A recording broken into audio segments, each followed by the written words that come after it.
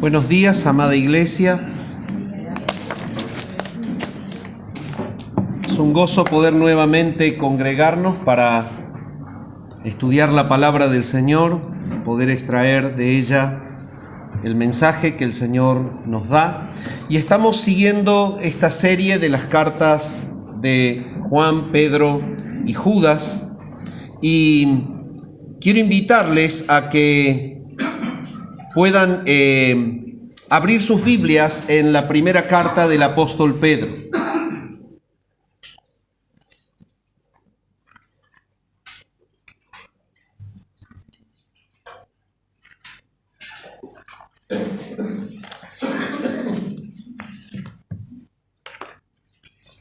Primera carta del apóstol Pedro, el capítulo 1.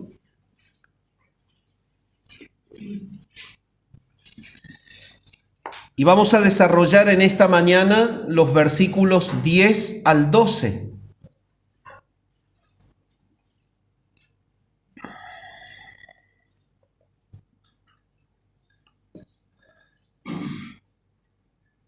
Dice así la palabra del Señor, Primera Pedro, capítulo 1, versículos 10 al 12.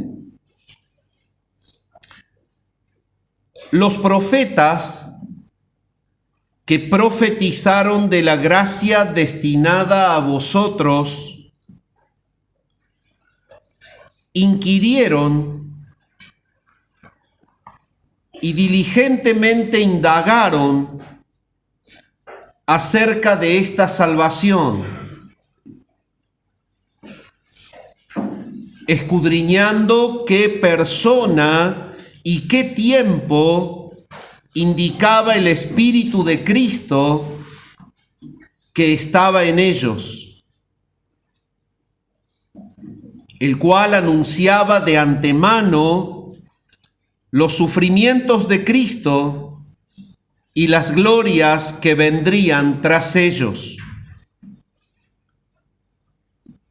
A estos se les reveló que no para sí mismos, sino para nosotros, administraban las cosas que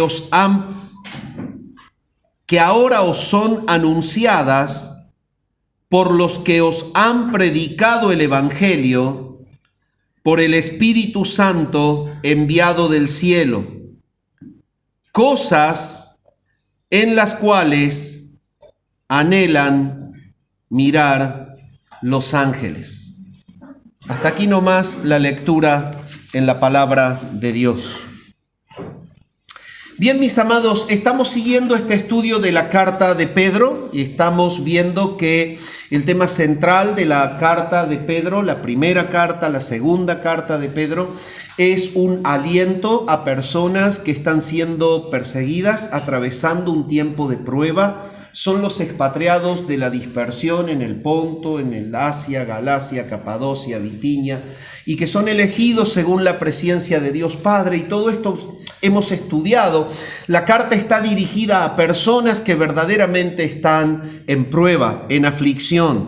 Y la carta es justamente un aliciente para ellos. Es la voz de parte de Dios a través de Pedro que está llevándolos a ellos a que se aferren a la salvación que es por gracia para que puedan atravesar la prueba de una manera piadosa. Y cuando llegamos a esta parte del capítulo, vamos a ver que el Señor en esta mañana nos habla de que debemos atravesar la prueba aferrados a la salvación. Y ese es el título del sermón: atravesando la prueba, aferrados a la salvación. Este sermón va a contener 3 puntos principales. El primero de ellos es atravesar la prueba, aferrados a la salvación estudiada por los profetas.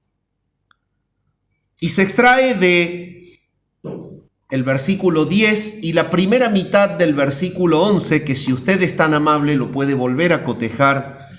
Los profetas que profetizaron de la gracia destinada a vosotros inquirieron y diligentemente indagaron acerca de esta salvación. escudriñando qué persona y qué tiempo. Desde allí sacamos el primer punto. Es la salvación estudiada por los profetas. En segundo lugar, el segundo punto del sermón es que debemos atravesar la prueba aferrados a la salvación anunciada por el Espíritu Santo. Y se extrae de la segunda mitad del versículo 11 y de la primera mitad del versículo 12, cuando la palabra dice: indicaba el Espíritu de Cristo que estaba en ellos, el cual anunciaba de antemano los sufrimientos de Cristo y las glorias que vendrían tras ellos.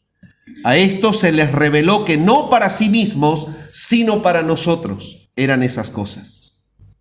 El tercer punto del sermón es que debemos atravesar la prueba aferrados justamente a la salvación predicada por los apóstoles y observada por los ángeles. Y se extrae de la segunda mitad del versículo 12 y de la tercera parte del versículo 12, que dice así: administraban las cosas que ahora os son anunciadas por los que os han predicado el Evangelio por el Espíritu Santo enviado del cielo, cosas en las cuales anhelan mirar los ángeles. Es algo maravilloso hablar de la salvación, y permíteme llevarte a través de una historia gráfica a este tema. Un día de verano, un joven inglés fue de visita a un campo en Escocia. Y habiendo encontrado un pequeño lago, se le ocurrió tirarse a nadar. Y después de haber nadado lo suficiente en ese lago como para apartarse lo suficiente de la costa, este joven experimentó un grave calambre que lo paralizó. Comenzó a hundirse, a tragar agua, pero cuando lograba salir a la superficie, los alaridos desesperados de auxilio fueron escuchados por un campesino que estaba trabajando arando la tierra. Él, ese campesino, se acercó justamente al lugar del hecho, se tiró al agua y lo sacó poniéndolo a salvo. Habiendo pasado ya un tiempo en la vida, se dejaron de ver, pero se volvieron a juntar después de unos años. Y el joven que había sido salvado de ahogarse experimentó una grande gratitud con el campesino que se arrojó a salvarlo. Y entonces el joven le preguntó: ¿qué profesión has decidido seguir? ¿Qué es de tu vida? Y el joven campesino le dijo: mi deseo, mi ilusión es estudiar medicina.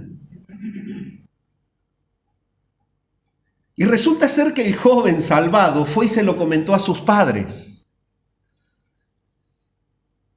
Y les dijo: ¿se acuerdan cuando casi me ahogo el muchacho que estaba sembrando, arando, que es el que me salvó? Él quiere estudiar medicina.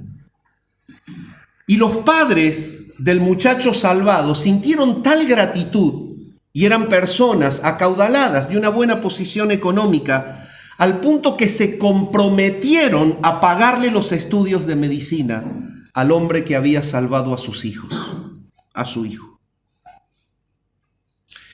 Y este joven agricultor que salvó a este joven acalambrado en el agua, llegó a ser un gran médico, bacteriólogo. No es nada más ni nada menos que la historia de Alexander Fleming, el descubridor de la penicilina. El joven que había sido salvado por Fleming también recibió un desempeño en su vida y fue una persona de renombre, porque escribió historias sobre la Segunda Guerra Mundial, porque el joven que se estaba ahogando, salvado por Fleming, no fue otra persona más que Winston Churchill, un famoso estadista y primer ministro británico en la Segunda Guerra Mundial. Pero resulta ser que en la Segunda Guerra Mundial Churchill enfermó de neumonía, una neumonía tan grave al punto que lo llevó al borde de la muerte. Sin embargo, cuando fue internado, fue salvado por la aplicación de la penicilina que descubrió Fleming. Fue salvado 2 veces. Y si bien es una historia humana, un tanto conmovedora, solo es un pálido reflejo de la gran salvación a la que nos debemos aferrar hoy para atravesar la prueba. Fleming salvó a Churchill 2 veces, una vez de ahogarse y otra vez de que se lo come un virus. Pero nuestro gran Dios nos ha salvado de la eternidad de juicio, de la ira venidera, del poder y de la cautividad del pecado en nuestra vida presente. Y es por eso que Pedro desesperadamente le habla a los expatriados en la dispersión, a los que estaban perseguidos, a los que habían perdido todo, y les dice: esta salvación a la que ustedes se deben aferrar no es otra salvación más que la salvación que viene siendo analizada de una manera profunda por los profetas. Los profetas que profetizaron de la gracia destinada a vosotros inquirieron y diligentemente indagaron acerca de esta salvación. Ellos escudriñaron qué persona y qué tiempo era el que indicaba el Espíritu de Dios. Los profetas fueron justamente portavoces de Dios en el Antiguo Testamento. Ellos son los que profetizaron de la gracia destinada a vosotros, tal como lo está diciendo allí el apóstol Pedro. Ellos mismos, luego de haber revelado el mensaje recibido, ellos buscaron el significado de sus propios escritos. Recibían la revelación, pero ellos tenían que estudiar de manera consciente lo que recibían como revelación y profundizaron en sus escritos todo lo que ellos podían conocer acerca de la salvación prometida de parte de Dios. Y de todas las verdades que los profetas recibieron a través de la revelación divina, la verdad de la salvación fue su mayor pasión. Si hay algo a lo cual le dedicaron tiempo, es a la verdad de la salvación. Pasión por la salvación. Y esto lo podemos ver en el libro del profeta Oseas, el capítulo 12 y el versículo 10, cuando dice la palabra: y he hablado a los profetas y aumenté la profecía, y por medio de los profetas usé parábolas. Ellos recibían el mensaje de Dios. El gran tema de Dios es la salvación. O como nos dice el libro del profeta Amós en el capítulo 3 y el versículo 7, porque no hará nada Jehová el Señor sin que revele su secreto a sus siervos, los profetas.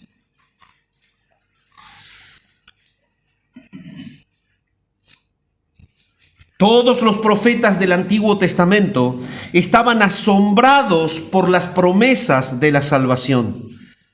Ellos recibieron el don de la salvación de Dios, pero no pudieron llegar a ver el cumplimiento total, tal como lo aclara el escritor a los Hebreos, cuando nos dice en el capítulo 11 y el versículo 39 y 40, y todos estos, aunque alcanzaron buen testimonio mediante la fe, no recibieron lo prometido, proveyendo Dios alguna cosa mejor para nosotros, para que no fuesen ellos perfeccionados aparte de nosotros. Y esto significa que, aunque los profetas escribieron acerca del Mesías, nunca comprendieron por completo todo lo que estaba involucrado en la vida, en la muerte y en la resurrección de Cristo.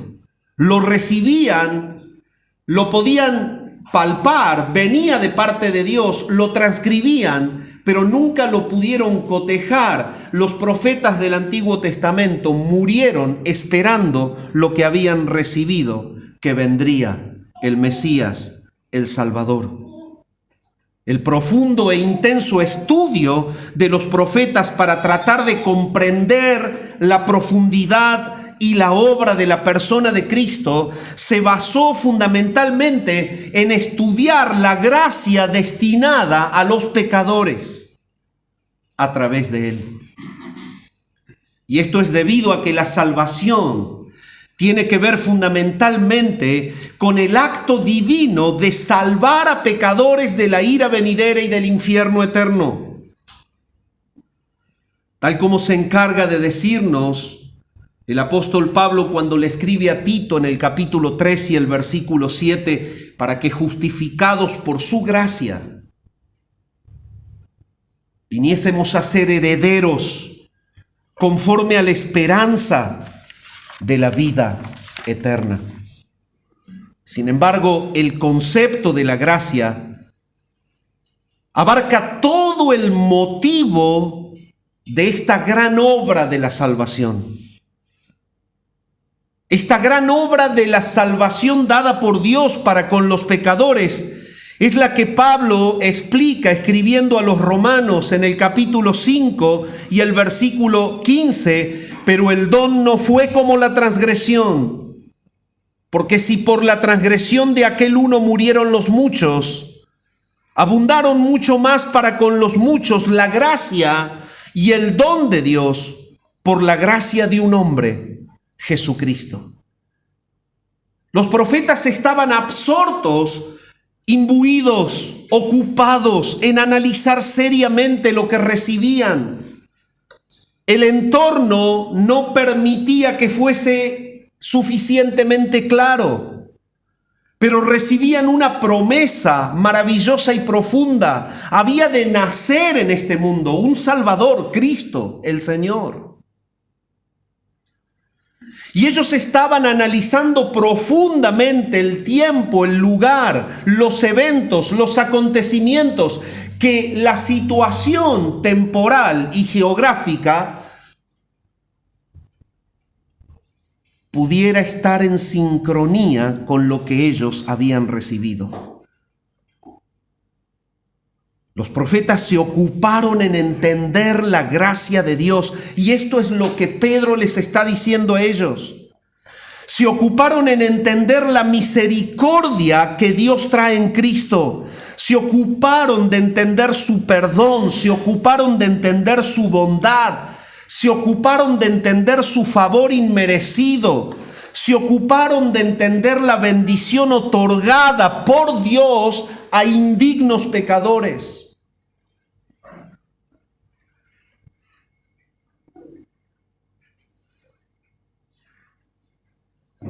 Ellos sabían de esta promesa divina de salvación.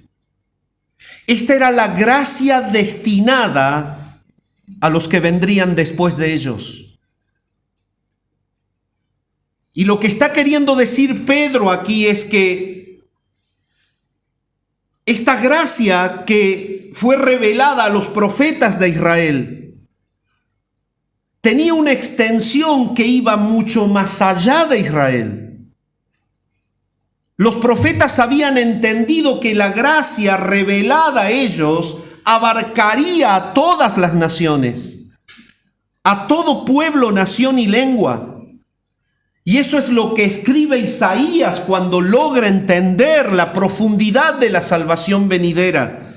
Y en el capítulo 45 y versículo 22 del libro del profeta Isaías dice: mirad a mí y sed salvos todos los términos de la tierra, porque yo soy Dios y no hay más. No quedaba contenida solamente en Israel. Ellos indagaron y profundizaron y entendieron que la salvación abarcaba al mundo. Esto es porque el pueblo de Dios, salvado por gracia, estaba dispersado en el mundo. Y es importante entender la frase que Pedro dice: ellos profetizaron de la gracia destinada a vosotros. No indica esto que los profetas esperaban en una gracia salvadora que no existió en absoluto en aquel tiempo.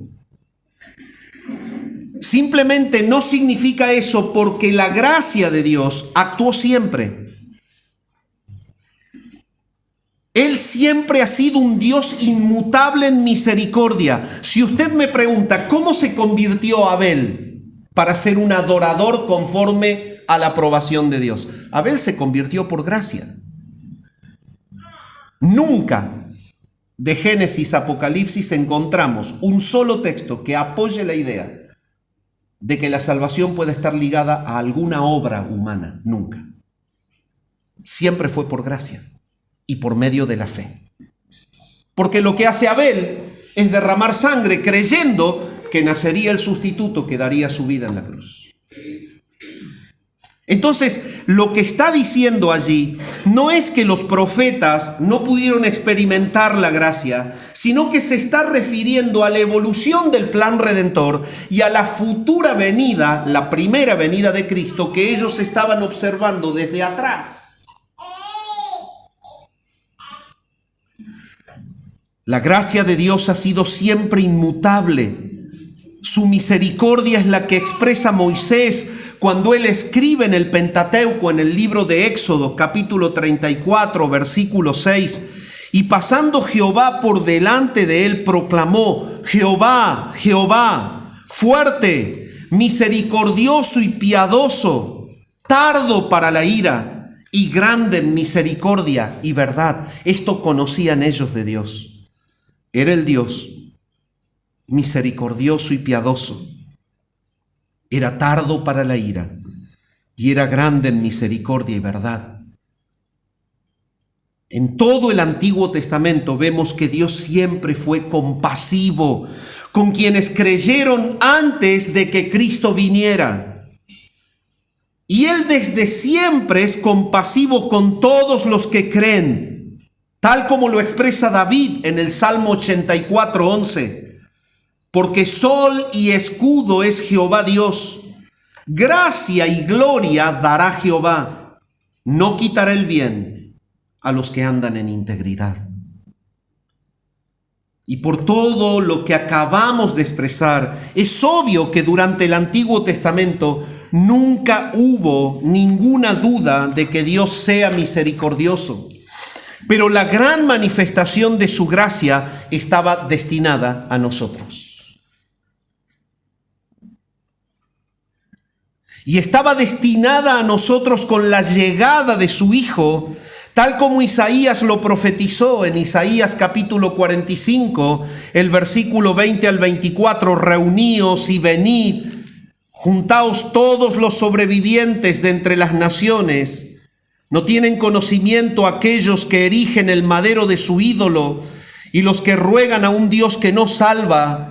Proclamad y hacedlos acercarse y entren todos en consulta. ¿Quién hizo oír esto desde el principio y lo tiene dicho desde entonces, sino yo Jehová? Y no hay más Dios que yo, Dios justo y salvador, ningún otro fuera de mí. Mirad a mí y sed salvos todos los términos de la tierra, porque yo soy Dios y no hay más.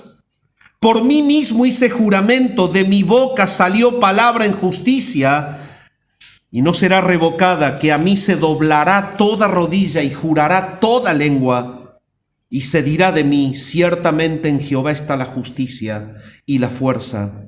A él vendrán, y todos los que contra él se enardecen serán avergonzados. Y a pesar de que los profetas del Antiguo Testamento estaban conscientes de que sus escritos describían una manifestación futura de la gracia de la salvación para todas las naciones, su deseo de entender esa profecía era tan convincente y tan dominante que ellos inquirieron, dice Pedro, y diligentemente indagaron acerca de esta salvación.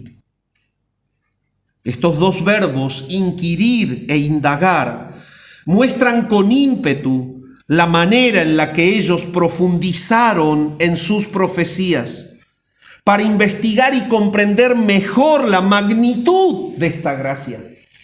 la profundidad de esta salvación, la efectividad de la obra y de la persona del Cristo que había de venir. Es a esto a lo que el Señor se refiere cuando Él en el Evangelio de Mateo capítulo 13 y versículo 17 deja registrado: porque de cierto os digo que muchos profetas y justos desearon ver lo que vosotros veis, y no lo vieron, y oír lo que oís, y no lo oyeron. Y no solamente Pedro señala que los profetas del Antiguo Testamento analizaban profundamente la salvación de manera general, sino que deja en claro que dentro de la salvación ellos intentaron saber más exactamente, y Pedro lo dice, qué persona sería la que vendría como Salvador. Este sería el que haría justicia, sería juez, sería el nuevo profeta, sería el sacerdote, sería el rey. Y también indagaron en qué tiempo y en qué época ocurriría esta venida. Sabes, cuando yo voy avanzando en el sermón, solamente quiero decirte que esto es igual a lo que pasa en nuestra vida. A veces amanecemos queriendo algo, intensamente deseamos algo. Y parece que nuestra vida se concentra en obtener algo. Y luchamos y nos desvivimos y nos sacrificamos para conseguirlo. Pero cuando lo tenemos en la mano decimos, ya lo tengo. Este es el espíritu de Pedro. ¿Qué hacen con la salvación que tienen? ¿Cómo puede ser que la prueba pueda más que el efecto de su gracia? ¿Cómo puede ser que no encuentren en semejante profundidad de obra de gracia la que mantuvo a los profetas por siglos embuidos en el estudio y en el análisis? ¿Cómo puede ser que hoy no pueda ser para ustedes la manera de vivir? Este es el espíritu de Pedro aquí.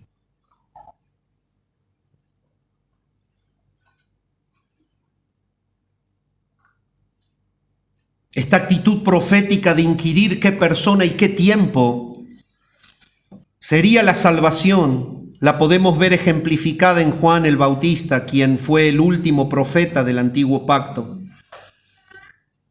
Cuando él dice en San Mateo 11, 1 al 3, cuando Jesús terminó de dar instrucciones a sus 12 discípulos, se fue de allí a enseñar y a predicar en las ciudades de ellos, y al oír Juan en la cárcel los hechos de Cristo, le envió 2 de sus discípulos para preguntarle, ¿eres tú? ¿Eres tú aquel que había de venir? Juan seguía inquiriendo, ¿o esperaremos a otro? Y en respuesta a esto, el Señor se dio a conocer, mostrando que en su persona se cumplían las profecías del Antiguo Testamento respecto al Mesías. Y él respondió y les dijo en el versículo 4 y 5 del mismo capítulo de Mateo: id y haced saber a Juan las cosas que oís y veis. Los ciegos ven, los cojos andan, los leprosos son limpiados, los sordos oyen, los muertos son resucitados, y a los pobres es anunciado el evangelio. Todo esto ocurre porque yo estoy aquí. Eso es lo que el Señor dijo: el reino ha sido iniciado, porque tienen la presencia del rey. Y porque tienen la presencia del rey y está en contacto con ustedes el poder del reino celestial, es que los ciegos pueden ver. Porque están en contacto con el poder de la gloria futura, con el poder del reino eterno que está concentrado en mí. Los cojos pueden andar, porque están en contacto ustedes con los leprosos que son limpiados. Sepan que ha llegado el reino. Está el rey. No puede la enfermedad contra él. No puede la muerte contra él. Lázaro, ven fuera. No puede la ceguera, no puede la sordera, no puede el defecto físico contra él. Bueno, ¿sabe una cosa, hermano? Tampoco puede contra Cristo tu prueba, tu dolor, tu angustia. Él es tu salida hoy.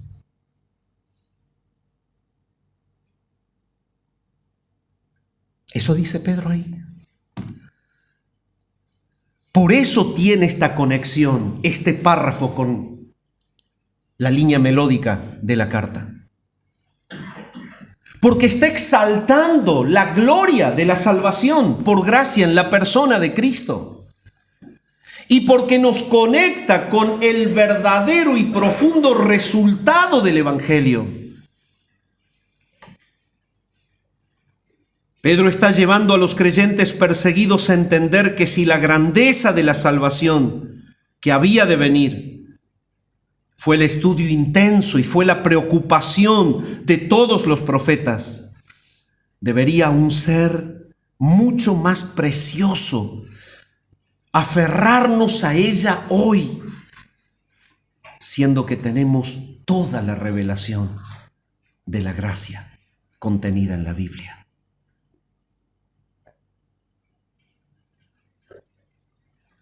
Y permíteme llevarte de la mano en esta mañana a reflexionar. Dime, amado hermano, ¿qué tan importante es para ti en esta mañana la verdad de la salvación?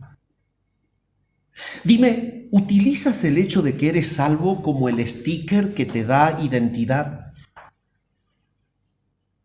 ¿Por ahí saludás a alguien? ¿Qué sos vos, bautista reformado? Qué lindo que es serlo. Es hermoso serlo. Estoy orgulloso de serlo. El punto es, ¿qué implica eso? ¿Tu prueba puede hoy más que Jesús?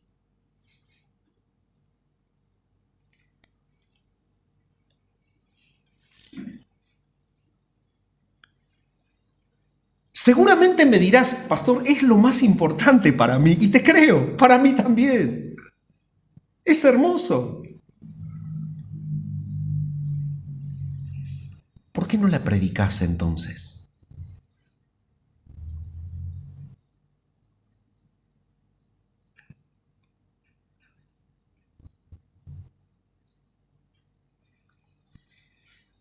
¿Cuántos días del año? Desde el 1 de enero, ¿verdad? Hasta el 14 de julio. Hablaste de Jesús en tu vida, como la salida de toda prueba, de todo dolor, como el consolador por excelencia, como el salvador de la ira venidera, como el reconstructor, el edificador de tu matrimonio,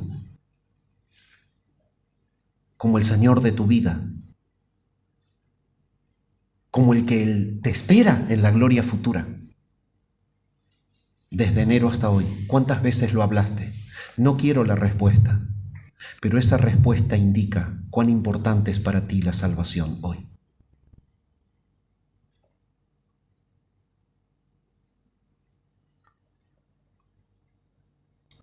¿Cuánta claridad tienes sobre la doctrina de Cristo en su primera venida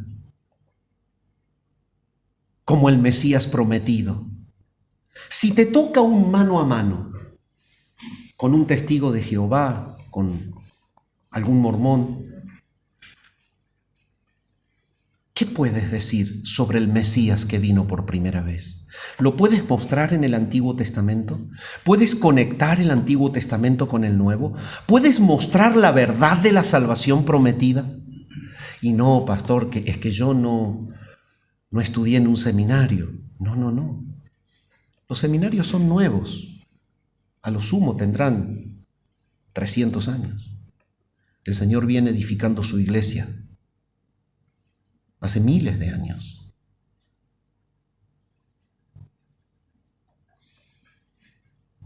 La claridad con la que podés explicar la verdad habla de la verdadera profundidad que tiene para ti la salvación. Decime. Están los muchachos, ¿no? Hay personas apasionadas del fútbol, ¿verdad? Yo tenía personas apasionadas por el fútbol. ¿Cuál es la marca de un hombre apasionado por el fútbol? ¿Qué se sabe un hombre que le apasiona el fútbol y que es hincha de un equipo? Año 1977, te dice desde el apellido, del arquero al número 11. ¿Y qué posición jugaba en la cancha en aquel tiempo? Yo me los he cruzado. Año 78, y vos decís, ¿cómo puedes tener tanto en la cabeza? Es que le encanta. ¿Sabes sobre eso? Hablo como hombre, ¿no? ¿Te apasionan los autos? Decime, marca, modelo, HP, caja automática, manual, velocidad final, seguridad, cantidad de airbags. Vamos a las hermanas. Marcas de uñas, pinturas, novelas, películas, recetas de comida. También. ¿Sabes por qué? Porque uno habla mucho de lo que le interesa. Los profetas estaban absortos porque evaluaron la profundidad de la gracia. Nosotros la tenemos y parece que no la tuviéramos.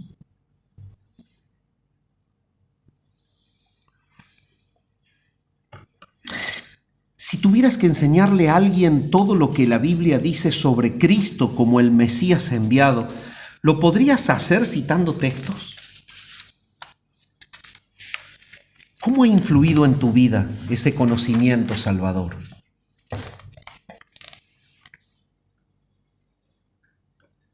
¿Ha cambiado tu confianza? El hecho de que seas de Cristo frente a una situación de terror, de angustia, de dolor, de desesperanza, ¿es igual que antes de estar en las tinieblas? ¿Ha cambiado tu relación en cuanto a la confianza y a enfrentar la vida, el ser salvo? ¿El foco de tu vida sigue siendo el mismo? ¿Sigues aferrado a lo material de tal manera que el dolor que provoca una pérdida supera el gozo de la salvación? Dime, ¿esta salvación en la cual profundizaron los profetas es suficientemente valiosa para ti como para llevarte a vivir en piedad en medio del dolor? Eso dice Pedro ahí.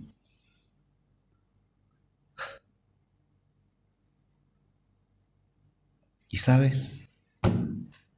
De todo el globo terráqueo, el único grupo humano que puede reaccionar con gozo cuando todo se le viene abajo se llaman cristianos. Te invito a que en esta mañana seas parte de uno de ellos.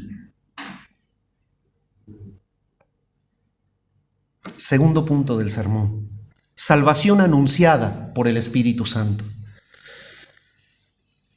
Indicaba el Espíritu de Cristo que estaba en ellos, el cual anunciaba de antemano los sufrimientos de Cristo y las glorias que vendrían tras ellos. A estos se les reveló que no para sí mismos, sino para nosotros. No solamente que es la salvación que mantuvo absorto a los profetas, es la salvación anunciada por Dios Espíritu Santo.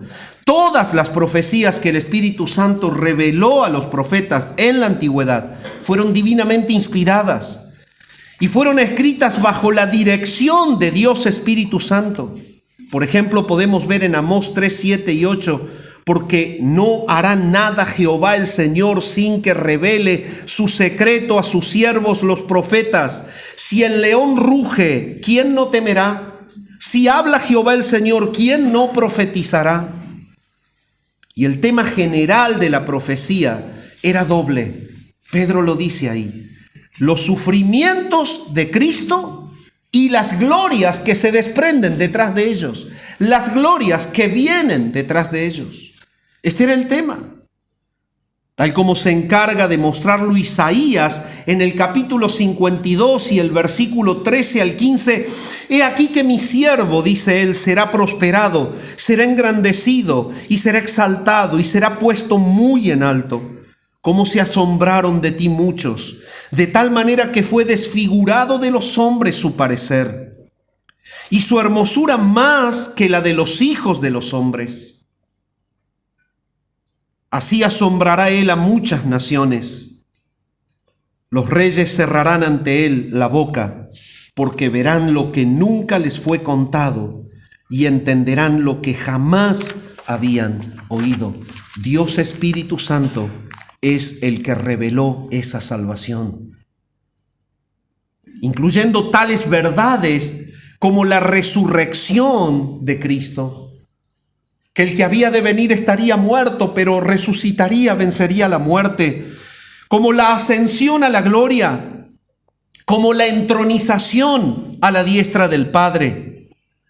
Usted puede cotejar lo que los profetas recibieron del Espíritu Santo en relación al tema.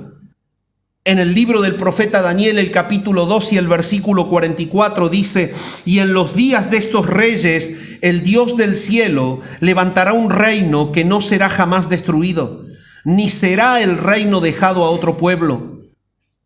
Desmenuzará y consumirá todos estos reinos, pero él permanecerá para siempre. Es el Espíritu de Dios que exalta la gloria del reinado de Jesús. El Espíritu Santo estaba anunciando al fuerte que vendría, al que conseguiría dar vida al pueblo escogido por Dios, que fue introducido en un mundo caído.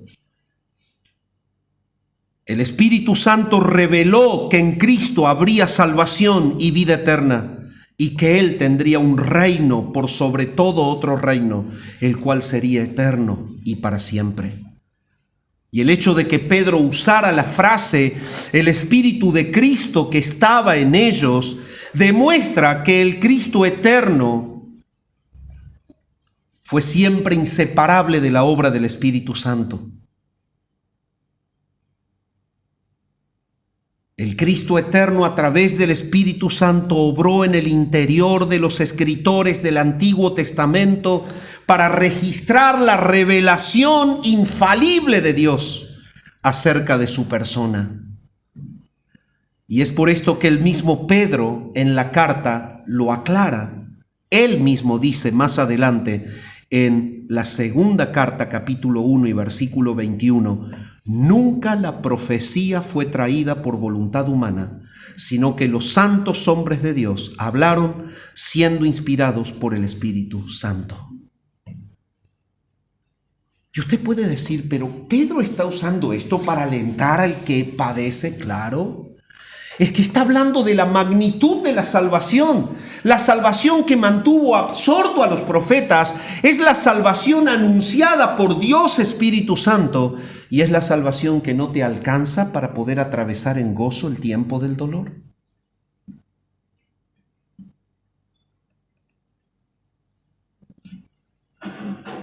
El Espíritu le anunciaba de antemano lo que vendría. Esto quiere decir que claramente estaba atestiguando a los profetas acerca de la salvación de Dios, que se lograría totalmente por medio de Jesucristo. El Espíritu también dejó en claro que el Evangelio no sería totalmente revelado durante esa época. Y es por este motivo que Pedro aclara y les dice: a esto se les reveló que no para sí mismos. No solamente que el Espíritu revelaba la realidad de Cristo, también les iba indicando, no es para ahora, eso vendrá. No es para ustedes, es para más adelante. Su venida, el establecimiento, el origen del reino en su primera venida, el establecimiento definitivo del reino en la gloria final en su segunda venida, es para más adelante. Pero esta es la revelación. Hay un Salvador. Es Cristo, el Señor.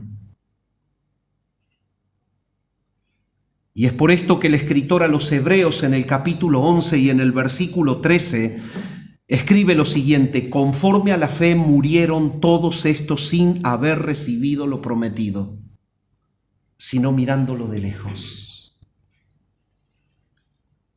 El punto es claro en lo que Pedro está diciendo. ¿Cómo se conducen en el tiempo de la prueba y del dolor los que lo miran de cerca? Si vivieron tan fieles los que lo miraron de lejos. Si fueron tan piadosos los que lo vieron de lejos, ¿cómo puede ser que se te ocurra abandonar el Evangelio porque no te va bien económicamente? O porque te levantás enojado porque el deseo de tu vida no lo podés conseguir. O porque el Señor no hace lo que vos querés. Entonces la puerta es, me enojo con Dios. Una vez me encontré con un matrimonio con el cual tuve que hacer consejería y su problema me lo presentaron de esta manera. Esta fue la primera frase. Los dos estamos enojados con Dios. ¿Se animan? Les dije. Ese es el principal problema. No conocen a Dios. ¿Se animan?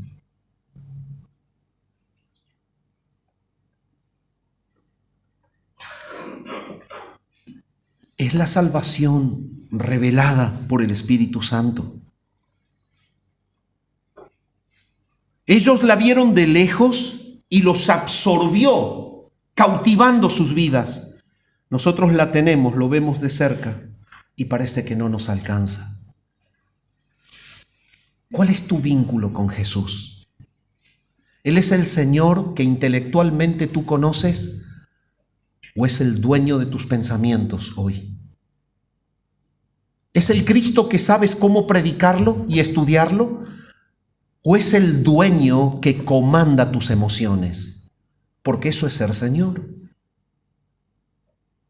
¿Es simplemente el que intelectualmente sabes que ha de venir? ¿O eres el que desesperadamente esperas a pesar de que el mundo se caiga en pedazos?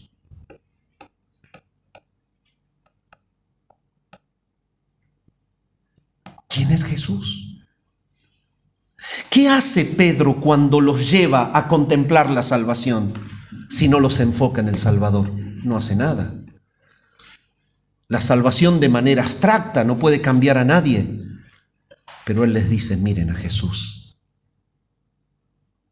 Es la relación con el Salvador lo que te puede llevar a vivir en piedad el tiempo de la prueba y el dolor.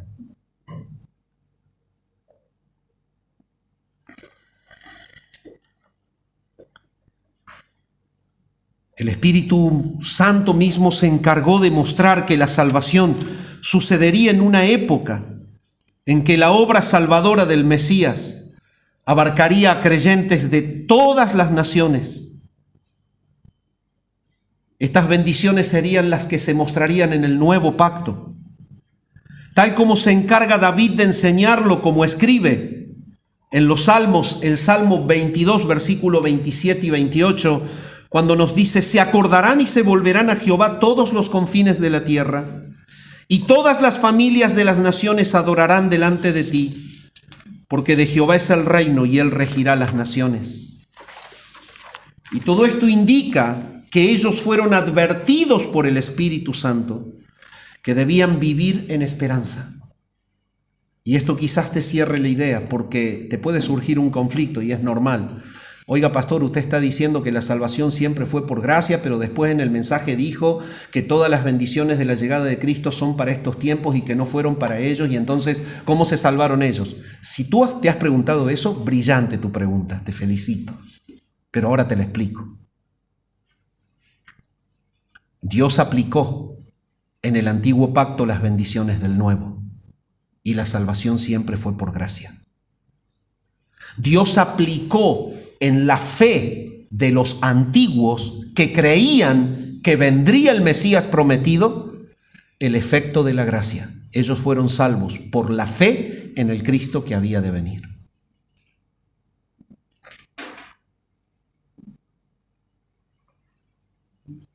Dios estuvo aplicando siempre el nuevo pacto, ofreciendo siempre por gracia el perdón de los pecados a aquellos que se arrepentían y creían. Aunque el nuevo pacto todavía no había sido ratificado hasta la cruz, Los creyentes del Antiguo Testamento fueron salvos por una gracia futura, la cual creían, mientras que los del Nuevo Testamento son salvos por una gracia pasada.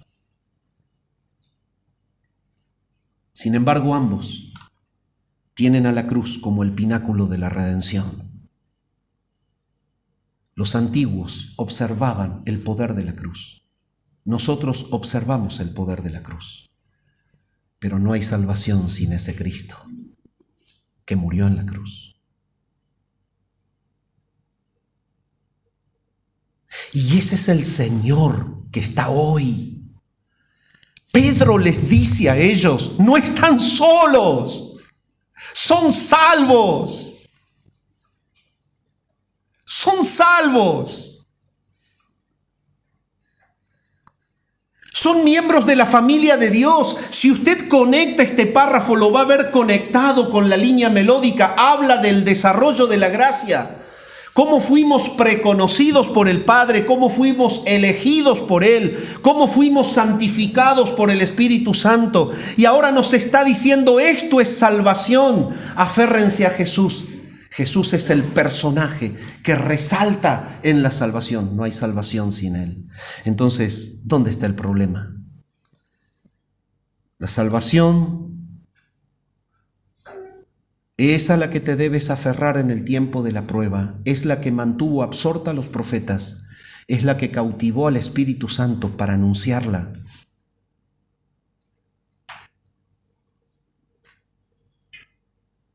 Pedro está alentando a los hermanos a que se aferren de todo corazón a la salvación que ellos ya poseen en Cristo. Pero esto no lo hace porque sí.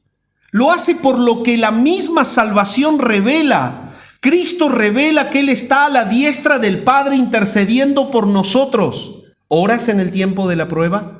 Y no. Entonces no crees la palabra. ¿No oras en el tiempo del dolor?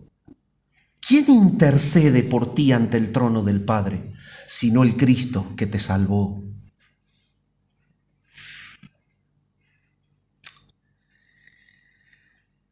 Este es el sentido del párrafo allí.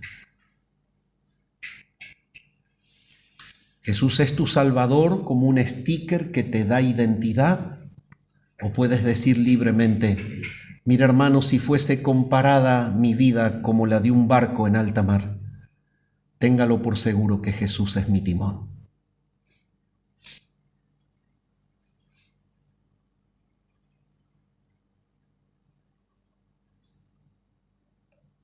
Él timonea mis pensamientos, Él timonea mis emociones, Él timonea mis reacciones. Él timonea mis convicciones. Él pilotea mi nave porque la lleva a puerto seguro. ¿Quién es Jesús para vos en esta mañana?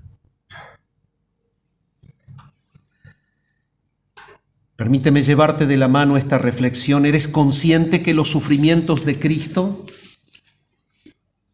trajeron a tu vida la gloria del reino futuro? Tú estás conectado con un reino. ¿Qué es ser salvo? El Señor en el cual tú has creído es el que le dio la vista a los ciegos. El Señor en el que tú creíste es el que sacó a Lázaro con 4 días echado a perder de una tumba. Y es ya, dice la palabra. ¿Quieres que te lo diga en nuestro lenguaje? Señor, perdóname, está podrido. Sentí el olor. Tiene 4 días de muerto. Está podrido. Lázaro, ven fuera. Dime, ¿no te postras ante Él en el tiempo del dolor? ¿En el tiempo de la escasez? ¿En el tiempo de la prueba? ¿Entiendes que el mismo Espíritu Santo que reveló a Jesús es el mismo que mora en tu vida hoy? La obra del Espíritu Santo es la de aplicar a Cristo en tu vida, la de formar a Cristo en tu vida. ¿Cómo atraviesas la prueba? La atraviesas bajo el impulso de tu intelecto y de tus fuerzas, o bajo la paciencia del Espíritu Santo que forma el carácter de Cristo en vos?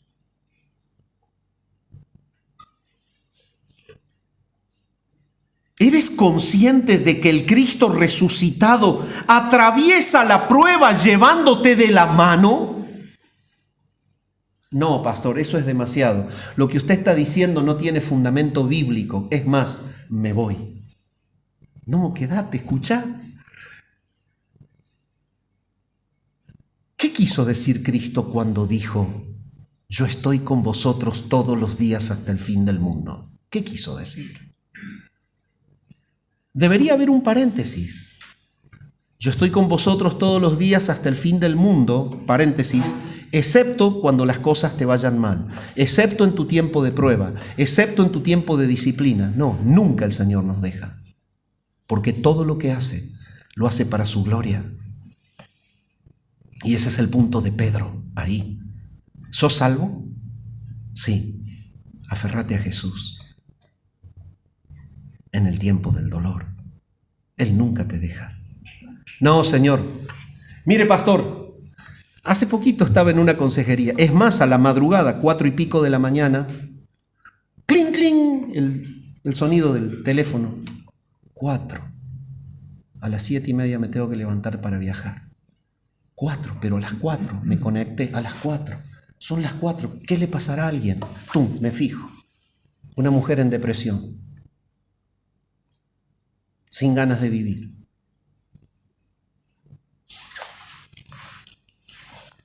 Y le contesté, que busque a Cristo. Que busque a Cristo. A las 4 de la mañana él no duerme. Busca a Cristo. A las 8 también. Si se te está haciendo sumamente pesada la vida, yo te invito a que revises tu relación con Jesús. Porque cuando Cristo es Rey de la vida, la prueba se hace liviana. Pero cuando el Señor es lejano, toda gota de agua pesa 1 tonelada. Para terminar, la salvación predicada por los apóstoles, dice Pedro, y observada por los ángeles. Miren lo que dice: administraban las cosas que ahora os son anunciadas por los que os han predicado el Evangelio, por el Espíritu Santo enviado del cielo, cosas en las cuales anhelan mirar los ángeles. Y el mismo Espíritu Santo que inspiró a los profetas en la antigüedad es el que declaró a los apóstoles del Nuevo Testamento las verdades del Evangelio. El Evangelio siempre fue uno, fue Cristo. El mismo Espíritu se lo dijo a los profetas y se lo dijo a los apóstoles. No en vano la Nueva Jerusalén tiene 12 basas y 12 puertas. El simbolismo de la esposa del Cordero, que es la Nueva Jerusalén. Tiene a los 12 patriarcas y a los 12 apóstoles. El canal de la revelación, la doctrina apostólica, la verdad del Evangelio es una, siempre fue Cristo. Por lo tanto, el resumen de tu vida es: ¿cuánto tienes de Jesús hoy? Las cosas que dice Pedro aquí se refiere a las verdades de la salvación que se encuentran específicamente en la persona de Jesucristo y en la actual predicación del Evangelio. Estas verdades son anunciadas, son las que Pedro, años antes de escribir la carta, predicó. Él mismo las predicó. Allí, en el momento en el que el Espíritu Santo viene, en Hechos 2, 38 y 39, y él dice: arrepentíos y bautícese cada uno de vosotros en el nombre de Jesucristo para el perdón de los pecados, y recibiréis el don del Espíritu Santo. Porque para vosotros es la promesa, y para vuestros hijos, y para todos los que están lejos, para cuantos el Señor nuestro Dios llamare. Y aquí es como que cierra la verdad del Evangelio. A los profetas se les dijo, no es para vosotros, es para ellos. Pero el mismo Pedro dice, esto es para ustedes. Crean en Él, arrepiéntanse, crean en Él.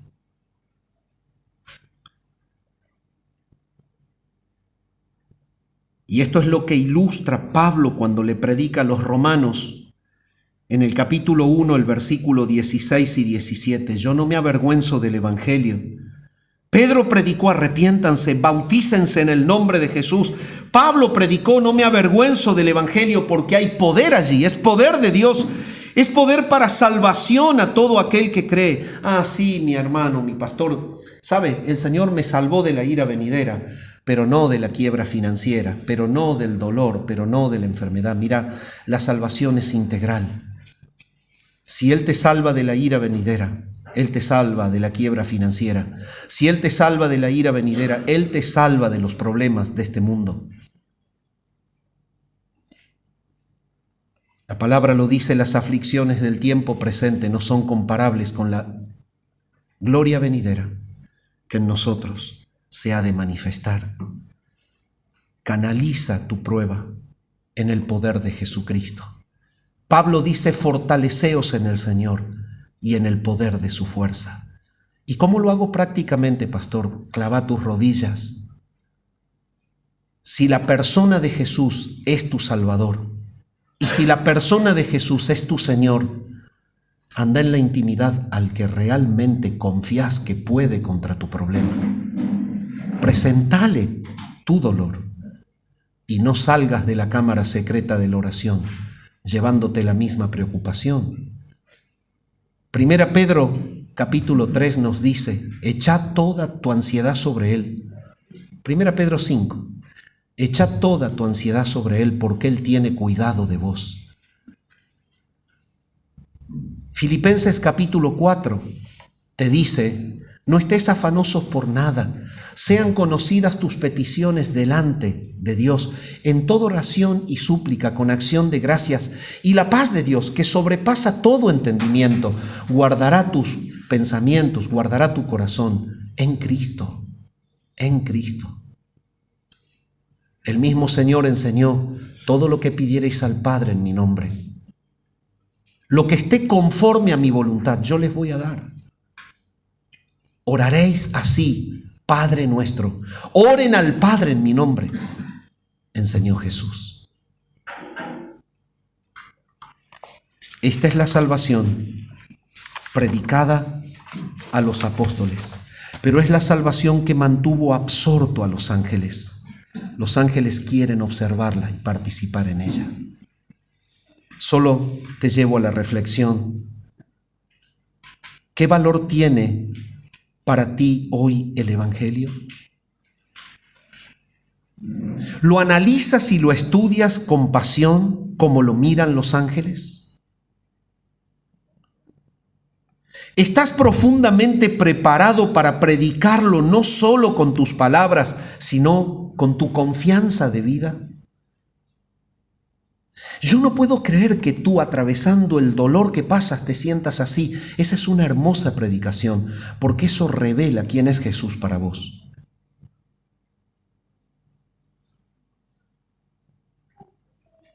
¿Es el Evangelio tu apoyo y consuelo en tiempo de dolor?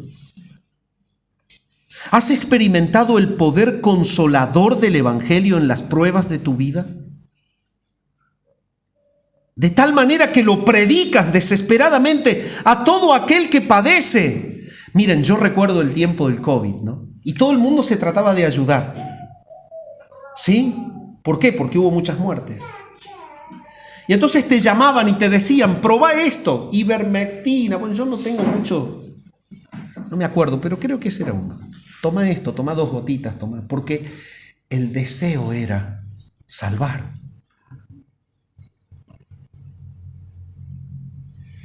Cuando la iglesia realmente ha probado el consuelo del Evangelio en el poder de Jesucristo, no se puede callar.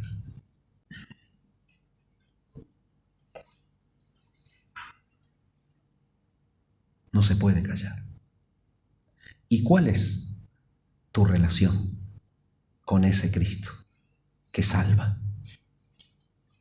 Te pregunto, tú que estás allí, ¿estás bajo un templo en el cual se está predicando o estás dentro del reino? Si aún te sentís muerto en tu delito y en tu pecado, quiero decirte que el secreto del Evangelio es una persona, es Cristo, porque Él dio su vida en la cruz para pagar la deuda de todo aquel que cree en Él, para pagar el precio del pecado de todo aquel que cree en Él. Y si tú en esta mañana no tienes a Jesús y te encuentras fuera del reino, te encuentras fuera de la salvación, te encuentras a expensas de la perdición y de la muerte, ven a Jesús en esta mañana. Él es el Señor y el Salvador de todo aquel que cree en Él. Pero si tú estás en el reino, descubre y profundiza más sobre la persona de Jesús. El nivel del conocimiento de Cristo y el nivel del señorío de Cristo en tu vida es la proporción de la paz que tú tienes atravesando el dolor. Oramos para terminar. Padre, gracias por tu palabra en esta mañana. Te adoramos a ti. Señor, glorifica tu nombre. Y ahora al participar de los símbolos maravillosos, que sea exaltado tu nombre, que sea glorificado tu nombre, por esta salvación tan grande que tenemos en Jesús. Oramos al Padre en el nombre de Jesús. Amén.